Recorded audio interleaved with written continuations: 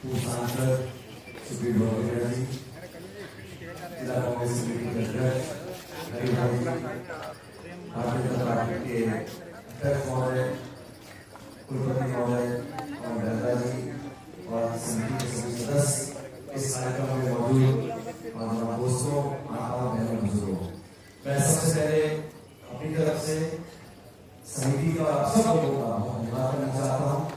कि आज 14 अप्रैल को अम्बेडकर साहब की जयंती को जिस रूप में आप लोगों ने मनाने का निर्णय किया और जिस माहौल में, जिस उत्सुकता से उनको आज स्मरण कर रहे हैं, वो सच में आप लोग बधाई के पात्र हो और हम सबको यहाँ पे आपने आमंत्रित किया, उसके लिए बहुत बहुत धन्यवाद। अभी कुलपति साहब का भाषण दे रहे थे और अम्बेडकर जी की जीवनी के ऊपर जिस प्रकाश उन्होंने डाला कि किन महानात्माओं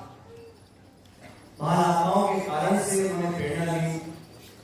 और ये बात सच है, चाहे वो फुले जी हो, चाहे वो कबीर हो, हर उस व्यक्ति को अपने जीवन में एक उदाहरण प्रस्तुत कर अम्बेडकर साहब ने अपना संघर्ष चालू किया था। और हम सब जानते हैं कि जिस परिस्थिति में उनका जन्म हुआ, जिस समाज में वो पैदा हुए, और आज हालात अलग हैं, आज देश अलग है। आज से दशकों पहले इस देश की समाज की जो परिस्थिति हम सब जानते हैं, उस कठिन समय में संघर्ष कर उन्होंने अपने पैरों पर खड़ा होकर एक मिसाल कायम करी। और मैं जानता हूं कि बहुत सारे लोग अम्बेडकर साहब को याद कर उनके संघर्ष को, उनकी यातनाओं को, उनकी पीड़ा को याद करते हैं। और ये हकीकत है कि मैं समझता हूं कि हमें उनके जीवन में जो कठिनाइयां उन्होंने झेली, जिन विपरीत परिस्थितियों का सामना करते हुए संघर्ष उन्होंने किया, वो अपनी जगह है, लेकिन जो सफलता, जो कामयाबी, जो शौर्य, जो नाम उन्होंने कमाया, हमें उस पर भी प्रकाश डालना चाहिए। क्योंकि हमेशा हर व्यक्ति के संघर्ष में जो उपलब्धियां हासिल होती हैं, वो उसके जाने के बाद ज्यादा याद की जाती है। मुझे पूरा विश्वास है कि जो अम्बेडकर साहब संविधान को लिख रहे थे, लिखवा रहे थे, उन्होंने कल्पना नहीं करी होगी कि मैं भारत रत्न मुझे दिया जाएगा या मेरे जन्म दिवस को एक राष्ट्रीय पर्व के रूप में लोग मनाएंगे। लेकिन उन्होंने ऐसी मिसाल छोड़ी है इस देश के सामाजिक ताने बाने पर, मैं समझता हूँ वैसे भारत के सपूत रहे हैं जिसको सदियों तक आने वाली पीढ़ियां याद करती रहेंगी। और अभी ऐसे कुलपति साहब बता रहे थे, ऐसे बहुत से लोग थे जो समाज से निकले और उन्होंने अपना नाम कमाया, कुछ से पैसा कमाया, कुछ से राजनीतिक क्षेत्र में अपना नाम कमाया, लेकिन एक ऐसी बिंदु है जो अम्बेडकर साहब को बाकी लोगों से भिन्न रखती है, और वो है कि उन्होंने शिक्षा पर ध्यान दिया। लंदन अमेरिका में उस समय तालीम हासिल करी जब बड़े बड़े संस्थान वाले लोग शिक्षा ग्रहण करने से कतराते थे। जाना, संसाधन जुटाना, वो कपड़े पहनना जिससे उनको मान सम्मान लोग अपने आप में, और जिन यूनिवर्सिटी से उन्होंने पढ़ाई करी और जो शिक्षा वो लेकर आए, उसी का कारण। और मैं बार बार इस बात पर इसे रेखांकित कर रहा हूं कि शिक्षा वो वरदान है जो धर्म, जाति, इतिहास, शोषण, उत्पीड़न की बेड़ियों को तोड़ सकती है।